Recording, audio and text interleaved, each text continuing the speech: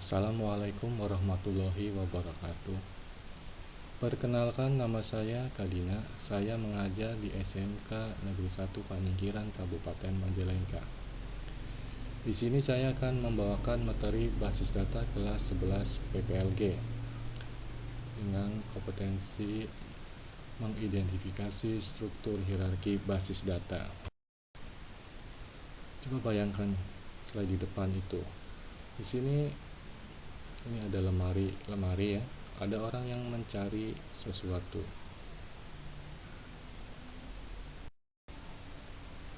Basis data.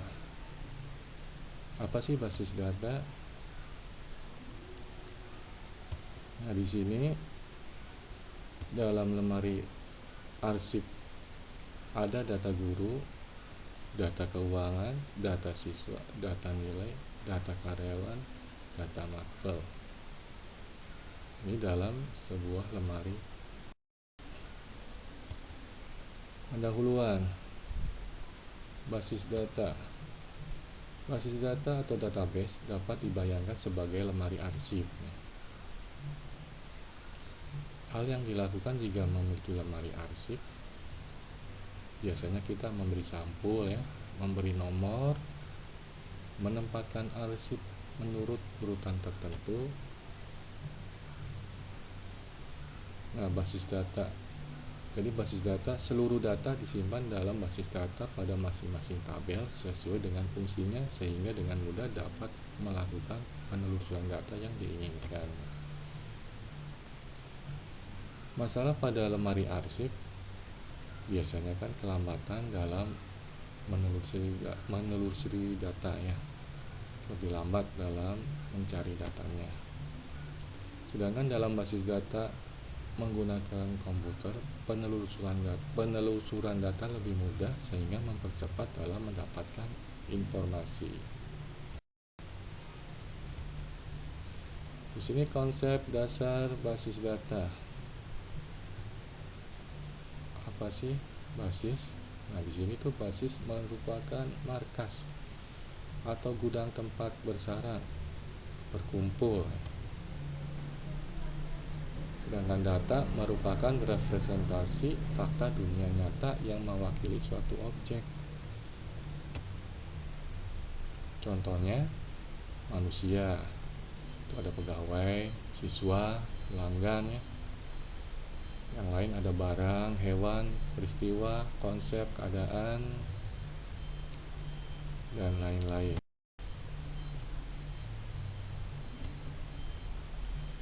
Pengertian basis data atau database merupakan kumpulan data yang saling berhubungan, punya relasi. Nah, dalam database itu di dalamnya ada tabel-tabel ya. Dalam tabel-tabel itu ada di dalamnya filenya ada file yang namanya primary key ya. Jadi fungsi primary key di sini adalah untuk menghubungkan antara satu tabel dengan tabel yang lain. Nah, ini ada contoh gambar ya. Tuh. Jadi dalam database biar berhubungan harus ada relationship ya, hubungan antar tabel. Nah, contoh database ini ada tabel guru, tabel kelas, tabel siswa ya. Nah, untuk tabel guru filenya ada NIP, nama guru, bisa tanggal lahir guru, alamat, nomor HP, dan seterusnya. Nah, database tersebut bisa diakses ya lewat komputer. Gambaran basis data dalam sebuah hard disk.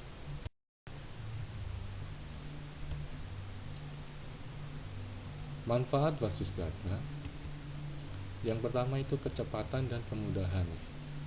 Jadi dalam basis data kita akan lebih cepat dan dengan mudah untuk mencari informasi. Efisiensi ruang penyimpanan. Jadi ruang penyimpanan akan lebih efisien, tidak membutuhkan ruang yang banyak. Keakuratan ya. Jadi untuk database biasanya lebih akurat ya, karena biasanya sering diupdate oleh pegawainya. Ketersediaan. Nah, di sini bisa melihat ketersediaan dari basis data yang kita gunakan. Kelengkapan. Jadi di sini untuk basis data biasanya lebih lengkap ya. Keamanan, security ya. Kebersamaan pemakai, shareability. Nah, itu diantaranya ya untuk manfaat basis data. Sekarang operasi pada basis data ya. Pembuatan basis data baru. Di sini create database. Contoh ya. Create database sekolah, titik koma ya. Create database apotik, titik koma. Create database klinik sehat, titik koma ya. Dan seterusnya. Penghapusan basis data, drop database. Contoh ya. Drop database pegawai, drop database apotik, drop database klinik sehat, drop database sekolah, dan seterusnya ya. Menghapus database.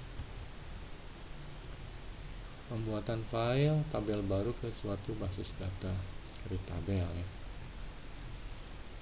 Contoh, create tabel guru, kurung buka, ada NIP, tipe datanya varchar 16 digit ya, numeriki sama ya, nama underscore guru ya, varchar 35 ya, koma, jenis kelamin, karakter, inputnya satu saja ya, L atau W, tanggal lahir, tipe datanya date, terus ada lagi alamat, varchar 50 ya.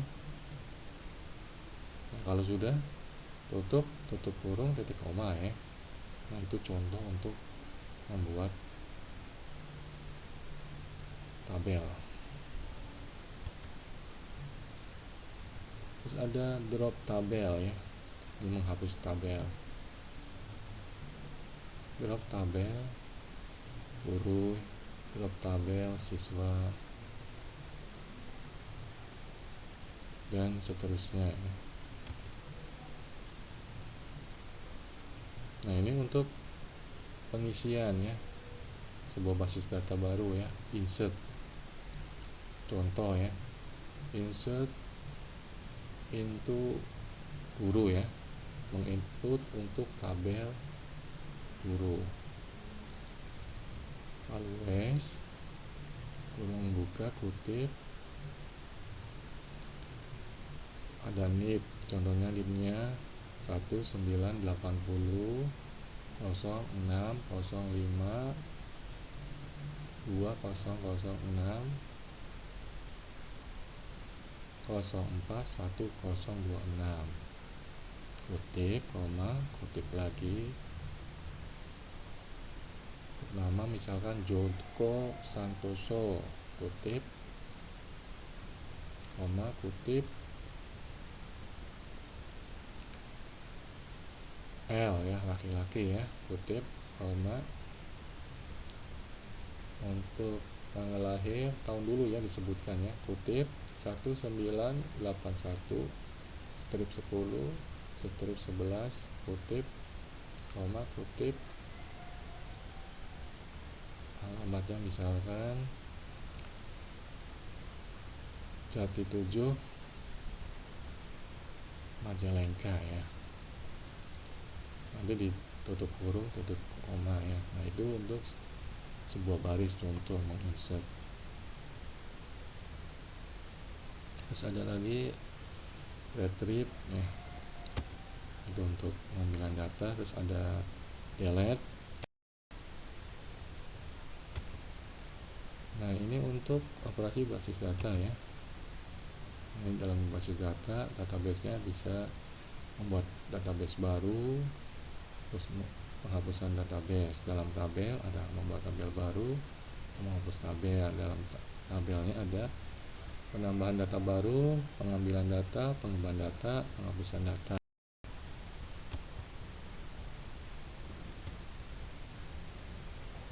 Komponen sistem basis data. Yang pertama perangkat keras atau yang biasa disebut hardware. Contohnya ada monitor, CPU, keyboard. Terus untuk sistem operasi ada Windows 8, Windows 10, dan yang terbaru itu Windows 11. Terus ada basis data atau database-nya ya. Ada program aplikasi ya. Contohnya di sini untuk program aplikasi database itu ada Microsoft Access, MySQL, DBase, Progress, dan sebagainya. Terus ada lagi DBMS ya, Database Management System ya. Terus ada lagi administrator basis data ya, orang yang mengadministrasi basis data.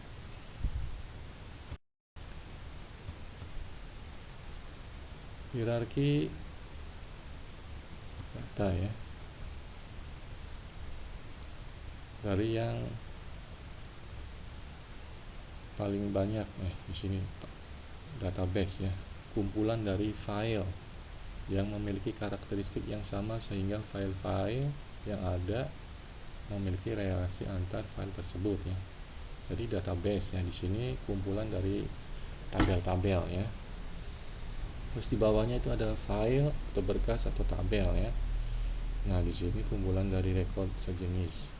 Terus ada rekaman, ada record, baris tuple. Jadi kumpulan file ya. Jadi baris-baris ya. Ada field, atribut, kolom ya. Nah, di sini ada kolom-kolom. Terus kolom-kolom terdiri dari byte atau karakter ya. Ini semua simbol ya. Terus ada bit, binary digit ya. Ini untuk satuan terkecil dari data yang terdiri dari 0 dan 1 ya. Jadi bit itu satuan terkecil dari data yang terdiri dari 0 dan 1.